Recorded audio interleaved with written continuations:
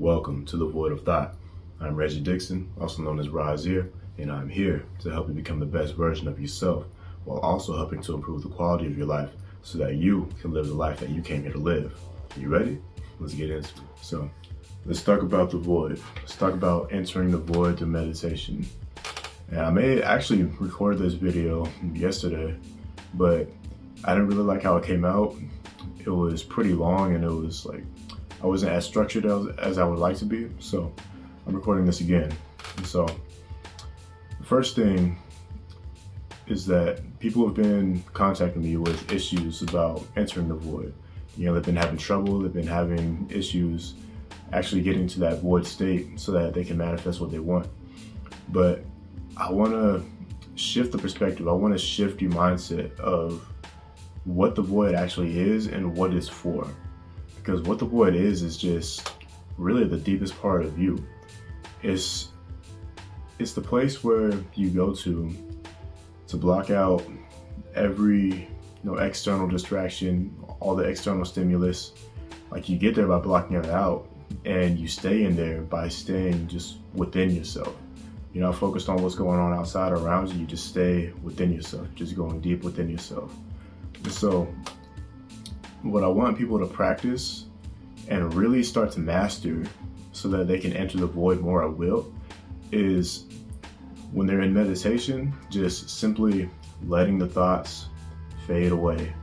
If there's any type of external noise, like smells, if you feel something, maybe your arm itches or something like that, master staying still. So essentially you're just mastering stillness. Mastering stillness so that you're still in your body and you're still in your mind, because that really is the first step to entering your void. Is when you get into that state of meditation, there's going to be hundreds, dozens, thousands, everybody's mind is different, but there's going to be a bunch of different thoughts that run through your mind constantly. And if you give energy to those thoughts, then they're just going to keep running. And they're just, the more energy you give to them, they're just going to get bigger and bigger and more prevalent within your mind. And so you have no choice but to focus on that thought or those different thoughts that you're focusing on.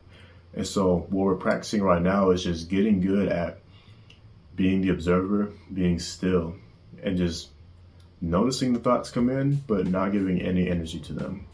Just get good at this. Don't give your energy, don't give your focus, your attention, anything to the thoughts that are in your mind. None of that is relevant to what you're achieving right now in this moment. The sounds from outside, the smells from the kitchen, the feeling of laying on your bed or sitting in your chair, none of that is relevant right now. None of that matters right now. The only thing that matters is you allowing yourself to be still, allowing yourself to be in a state of peace and a state of harmony, so that you can enter into those deeper states of the void. But right now, essentially we're talking about entering into the more shallow space, I like to call it, because all we're focusing on right now is just allowing ourselves to be still and really allow everything that's in the external environment to fade away, allowing our thoughts to fade away. Because you'll notice that your thoughts, they may come on strong in the first few minutes that you start meditating, but as you sink into it, as you allow yourself to just relax and be in that state of meditation, without focusing on your thoughts, you'll find that your thoughts just naturally and gently fade away. They just become more of the background, so that they're there if you choose to focus on them. But if you don't choose to focus on them, they're just there and they're not bothering you. So you are in control. Essentially what you're doing is mastering being in control of your mind. And to me, this is the best way to do it. The best way to do it is just going within, meditating, and just practicing stillness, just being still within yourself. So that's what I want everybody to focus on and practice and begin to master within themselves, so that when you do master that aspect of meditation, then you can journey deeper. So the second thing that I want everyone to focus on is just allowing yourself to be in that state of calmness, that state of stillness, while having no expectation of entering your void.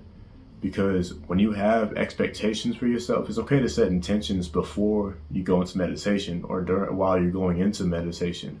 But when you get into that space of no thoughts, you're in the void already. You're just in more, shallow part of it. And you can still do a lot from the shallow part of the void. You can still focus on reprogramming your subconscious mind, which is the most powerful tool, in my opinion. They're a powerful practice and thing that you can utilize, in my opinion, when entering the void. But if you want to go deeper into yourself and explore more aspects of yourself, or any ideas that come to you, then it's important to not have any expectations of what the void is or reaching your void, because you are your void. Your void is within you and you are it. So if you're trying to reach it, then that kind of defeats the purpose of actually allowing yourself to surrender into it, because that's all you're really doing, is just allowing yourself to surrender into it. Because when you get into that state of surrender and just allowing yourself to be at peace, be at ease within yourself, then you'll find yourself more easily able to go deeper into the void, go deeper into you. Because that's all you're really doing, is just going within yourself. And call it void state meditation because, all external stimulus are blocked. It's kind of like if you've ever been in a sensory deprivation tank, float tank. That's essentially what we're doing within ourselves. So with those deprivation tanks, those float tanks, we're going to those places because it makes it so much easier to block out all external stimulus. I've only done it once so far in my life.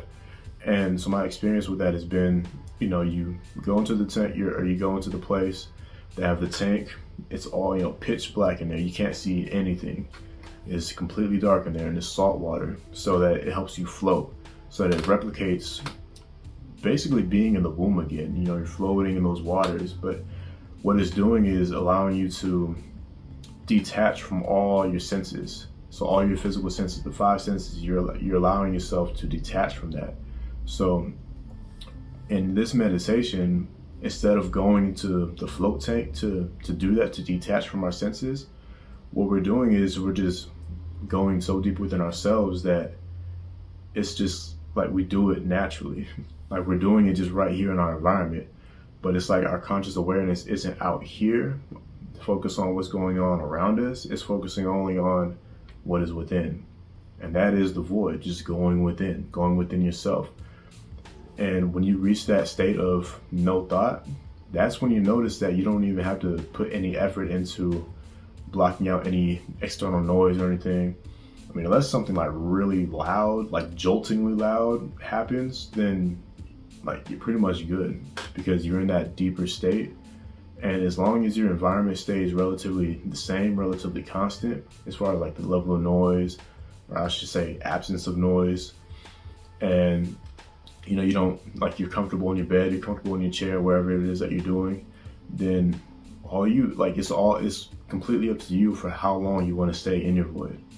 And then again, when you get into that state of no thought, what I want you to do again is practice, just staying in that state of no thought, because you're just observing, you're just being the observer, you're just being, and that's it. And that's what allows you to go deeper and deeper into yourself. It's like, say for example, if you're, say, like floating in a stream, lazy river, nice sunny day, you're at the river, it's a lazy river just flowing. And if you try to, do too much, you're gonna tilt the boat, you're gonna tilt whatever it is, the flotation device that you're using, you're gonna tilt yourself, and you may actually fall out of it, fall into the water, and then you gotta try to, give effort to get back on top of it, rebalance and everything, reharmonize yourself, get back to equilibrium. That takes a lot of effort when you could just simply lay there, float down the river, and you're getting to wherever it is that you're going. The same thing with this type of meditation. You have to surrender. You have to allow yourself to be and just simply drift into those deeper states. It's not a place where you really force yourself into. You're not charging forward. You're just allowing yourself. You're just drifting into that state, because you've already done the work. You've already fulfilled the prerequisites of blocking out the light, blocking out the noise, blocking out, possibly any smells or anything going on in the house that could arouse your senses. Blocking out as much as you can and getting as comfortable as you can. That's the prerequisite. That's the work that you've done beforehand already in order to allow yourself to get into the state. So again, that's all you're really doing, is just allowing yourself to drift deeper and deeper and deeper into yourself. So that's all you're really doing. And then when you get into those deeper states, that's when you can practice, reprogramming your subconscious mind. That's when you get into that state and you get comfortable being in that state, because there is a level of comfort that needs to be acquired in order to really stay and actually do work within the void, within your void. It's kind of like dreams, like lucid dreams, where if you're someone who's not used to lucid dreaming, then let's say you go to sleep 10 nights in a row, you just normal night, you don't really pay attention to your dreams, you just knock out, wake up, however many hours later, 7-8 hours later, and then you just kind of just go on about your day. And then let's say you start actually being intentional about lucid dreaming, you start trying to practice lucid dreaming. Once you have that first lucid dream, usually you'll wake yourself up out of it because of just the raw and pure excitement of actually realizing and acknowledging that you're dreaming, and you're aware that you're dreaming, you're lucid in your dream. So you become so ecstatic, so happy that emotion actually shakes you out of that experience. It's kind of like the boat example that I used earlier. Like, instead of just simply acknowledging and staying balanced, staying calm, staying in harmony, you're tilting, you're rocking the boat too much, so that you wake yourself up out of that experience because of just, your emotions being expressed, and you're not used to it. But once you get used to it, it's more like, yeah, okay, I'm here again. I can still experience excitement, still experience joy, happiness, but I'm not letting myself get over the top to where I'm waking myself up. The same thing with the void state. You have to get used to it. It takes practice to get comfortable being in the void, because sometimes people have fears of, maybe they have a fear of the dark, maybe they have a fear of going to a certain depth within themselves. Maybe they're not used to going to, exploring their subconscious mind. Maybe they're not used to facing certain aspects of the self that come up during meditations like this. So those are things that, if stuff like that is happening for you, then you have to address those. You have to address those before you're able to really get deeper and deeper, because again, it takes practice, it takes dedication, it takes really the willingness to allow yourself to face whatever it is that is within you, because all you're doing is going into yourself. So everything that you face is you. There's no running away from it. The more that you run away from it, the harder that is going to be for you to actually get anything done, to actually enter into those deeper states, because you have certain things that are coming up, but every time you come up, you get to a certain depth, you're running away, and then you just wake yourself up out of the experience. So you're trying to get back in, but that thing is still there waiting for you. That aspect of yourself is still there waiting for you, whatever it may be. And so, it's not just like this practice, entering the void. It's not just, let me practice this and then I'm going to be good at it. No, you're really working on yourself. The void is a place where you go to work on yourself. It's not a place where you go to, manifest things for other people, because that's some of the things that I've been getting in emails as well. Like, they've wanted to manifest certain things for other people from their own void, but you can't do that. You can't manifest anything for someone else unless you have the physical means to do that, or maybe the manifestation powers to do that for someone else. Maybe you can develop that within yourself, but it's not something that you just go into the void and then you're able to manifest anything that you want. No, because you're going to work on yourself and acquire those skills to rearrange and reprogram your subconscious mind, so that then the programming that runs the majority of your life is more in harmony with your highest good. It's more in harmony with your higher self. You're becoming more in line and alignment with your higher self by working on yourself from within your void, so that then you can manifest things that you want to manifest.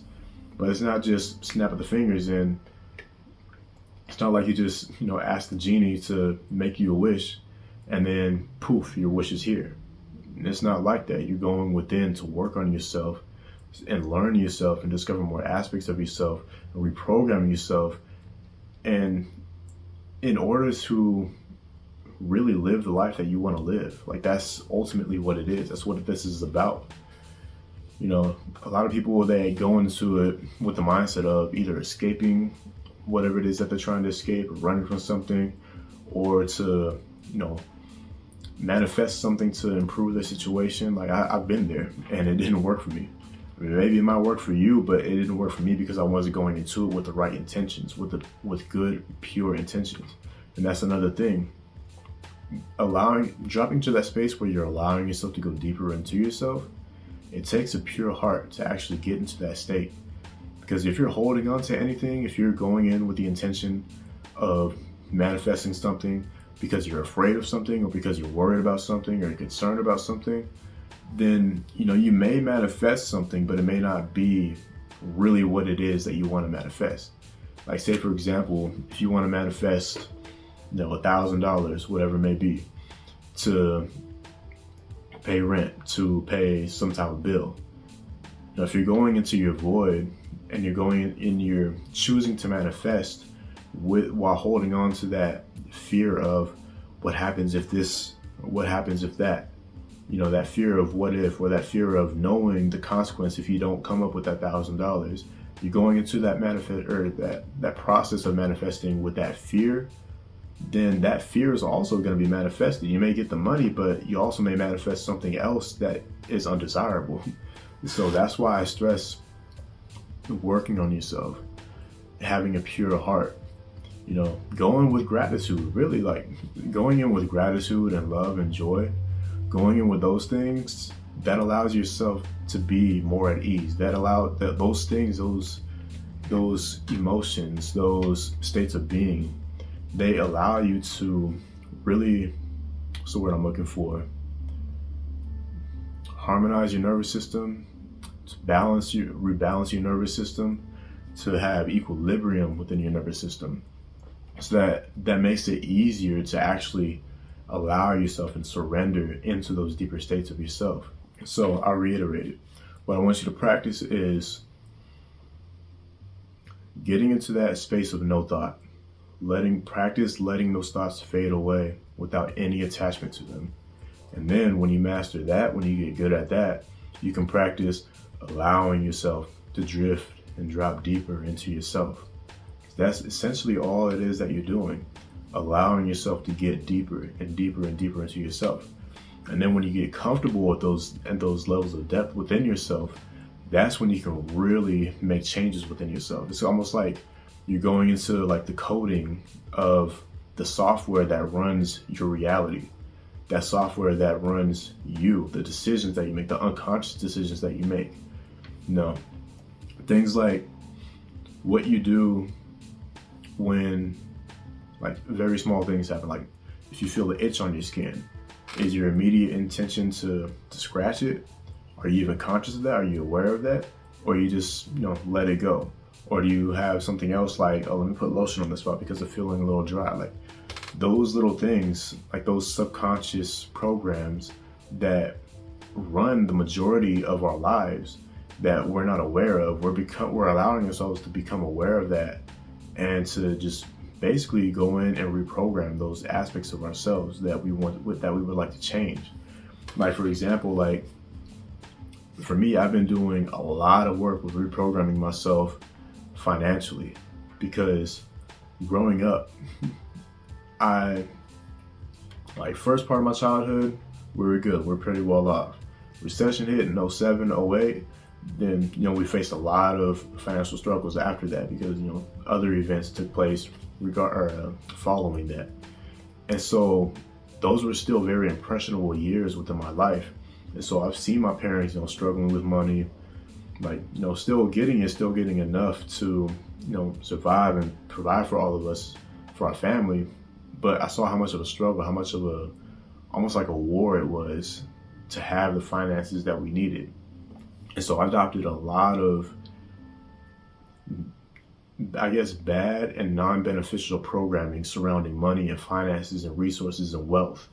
And so these past few months, I've been really just dialing it in on reprogramming myself financially, because there's so many times where, say for example, like the subconscious mind just, it takes over, and it's just, guiding me throughout life, but it's not guiding me in a way that I consciously would like to live. But it's that subconscious programming that is causing me to make those unconscious decisions. Like, say if somebody offers to buy me something for free, my first immediate reaction is, oh no, I'm good. Even if I don't have, the means to get it myself, or if I really want it and I do have the means for it, but somebody else is trying to bless me, why would I reject that? Why would I turn down a blessing? So that's like an example of the programming that I'm reprogramming right now. Because those immediate reactions, those not intuitive reactions, but those instinctive reactions, that is our subconscious mind playing out our instincts, what we learn, what we develop from a young age, even into adulthood, young adulthood, teenage life, adulthood, and on and on from there. If we don't address what goes on in our subconscious mind, then it's just going to keep running the same programs over and over and over. So then when new things come into your field that can help you change, that can help you improve yourself, that can help you improve the quality of your life, if you're not aware of your subconscious programming, then that subconscious programming is going to kick in, and you're going to make the decision that keeps you in the same cycle, that keeps you in the same loop that you've been wanting to escape. And then you're wondering, how come I can't get out of this? How come I see other people making progress, but I'm not making progress? It's because you're not working on reprogramming your subconscious mind. That's the most powerful thing that we can do for ourselves. And by entering our void, by getting good at entering the void, you have almost like a cheat code, a superpower of going into the system that runs you, the ones and zeros, the coding that runs you, your subconscious mind.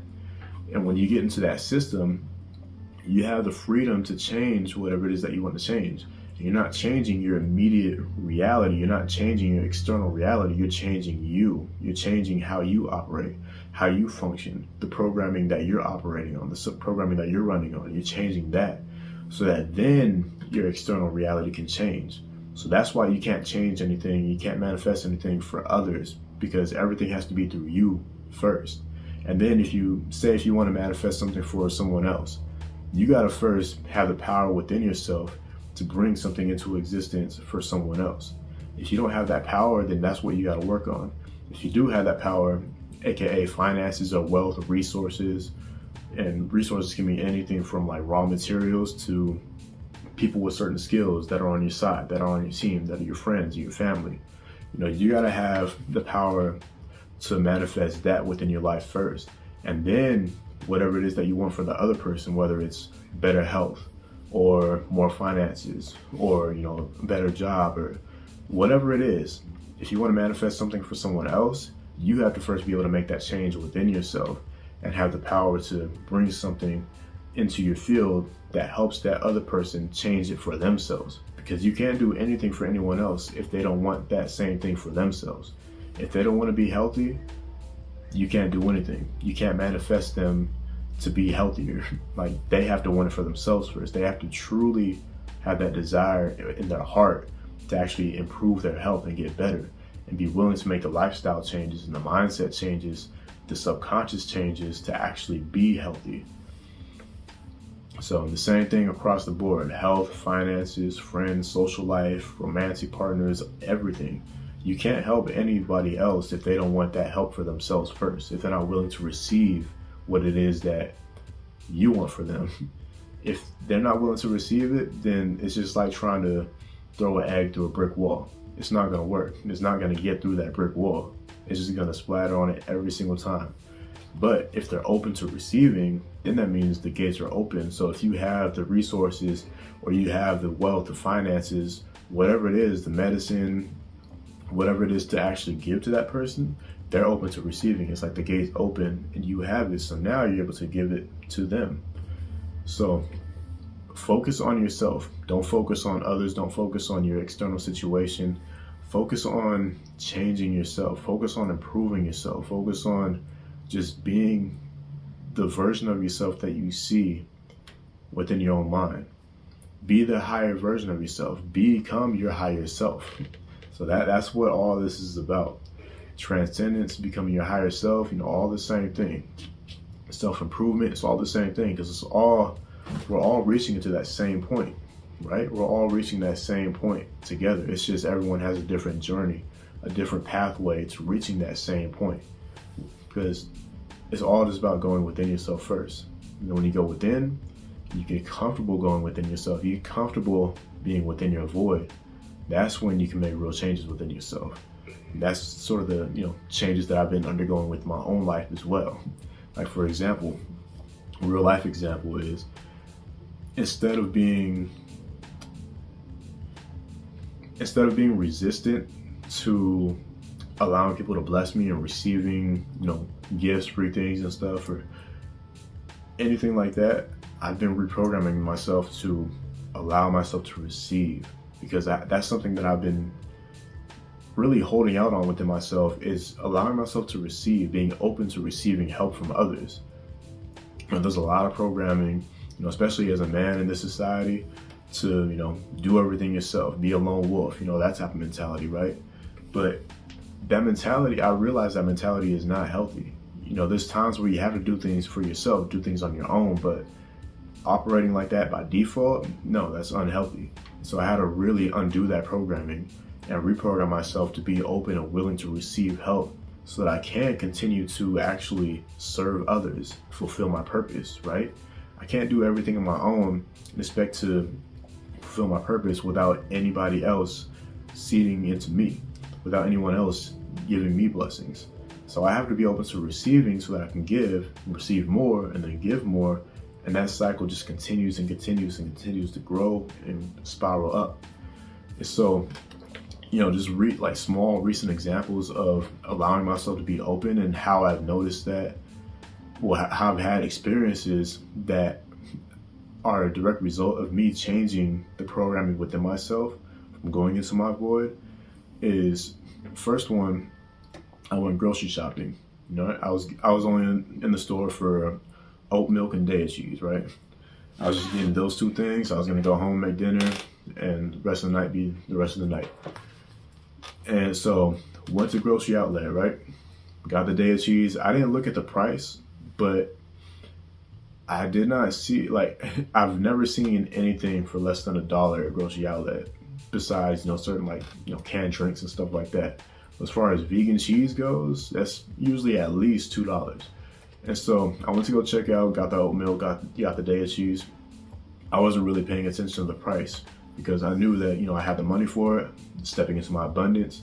I'm not concerned with spending $4 or $5 at the grocery store. And so checked out, cashier told me that the total came out to $2.21. In my mind, I'm thinking wait, $2.21, I got 2 items. And I saw that the milk was about $1.99, right? So how could it be $2.21 if I got 2 items, and the day cheese should be like $2, $3, $4, something like that? So got my receipt, went in the car, looked at the receipt. I saw that I was only charged 7 cents for the day cheese. I didn't know how, I didn't know why. I just allowed myself to receive the blessing. I didn't question it too much. I just said, okay, thank you. Thank you, God. Thank you to the Universal Prime Creator. Thank you to myself, my higher self, for allowing me to be in this mindset to receive, in the state of being to receive, so that my external reality then reflects that. Okay, so that was the first example. Second example is, I went to the water store, refilled my 3-gallon jug, and it's a nice, kind lady in there. She's filling in for her husband while he's out. And we just had a decent little conversation while I was filling up my water bottle, talking about traveling, talking about what they're gonna do in retirement, stuff like that.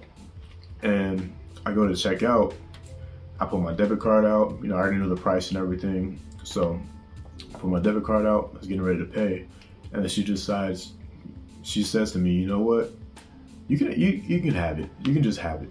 And at first it didn't hit me, because I'm still in the midst of reprogram, I'm still getting used to being in that abundant state of being, abundant state of mind, and receiving things, right? because it's something that's still new for me. So that's the second part of, after you reprogram yourself, you have to allow yourself to get used to it. So I'm still in the process of getting used to it, because she just, usually the cost of filling up the water is $4.32 or $4.35, whatever it is. And I was thinking, like, she's joking at first, right? Because I'm still getting used to it. So I was thinking like she was joking. So I just, kind of chuckled a little bit, kind of laughed a little bit, and like, yeah, okay, like that's a good joke, pretty much, like what I'm thinking. And then she was like, no, yeah, you can have it. And I was just like, oh, she's actually like, she's real. Like, she's telling me I can just actually take this for free and go. And so, I thanked her. I didn't question it. I just allowed myself to receive it. Thanked her, expressed gratitude. So have a nice day. And then walked out the store, free 3 gallons of water. So those are two like small things that are evidence of what the work that I've done within myself. So you'll start to probably know, like, if you do this kind of work within yourself, you'll notice that small things start to change first. And then as you roll with the flow, as you go with the flow of those smaller changes, you stay in the same mind state of, getting used to whatever it is that you worked on within yourself. For my case is receiving. I'm getting used to receiving more. And so I'm able to really just open up my gates more and more to actually receive with a good and pure heart. And so the more that you work on yourself from within, the more that it will reflect in your immediate environment, in your external environment. So I just want to leave you with that. And again, I'll just reiterate again, I want you to practice going within, allowing your thoughts to fade away, and being in that void. Just practice sitting in that stillness, that state of stillness, state of just being. Not focusing on your thoughts, not focusing on anything going outside, just focusing on just being still, allowing yourself to be still. And then when you get really good at that, you start to master it. That's when you go deeper. You have no expectation of reaching your void, because you already are in your void. You're already in it. You're embodying it. You're being it. And so when you get into that state, then simply allow yourself to drift deeper and deeper and deeper. And next video, I'll share the most profound experience that I've ever had in going into my void. Like, it was crazy.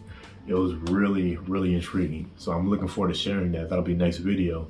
But I want to leave you with this, leave you with some things to practice, some things to consider, think about, meditate on, all that good stuff. So there'll be more videos to come. Like, comment, subscribe, all that good stuff. So I love you. I extend gratitude and love to you. Wholeness.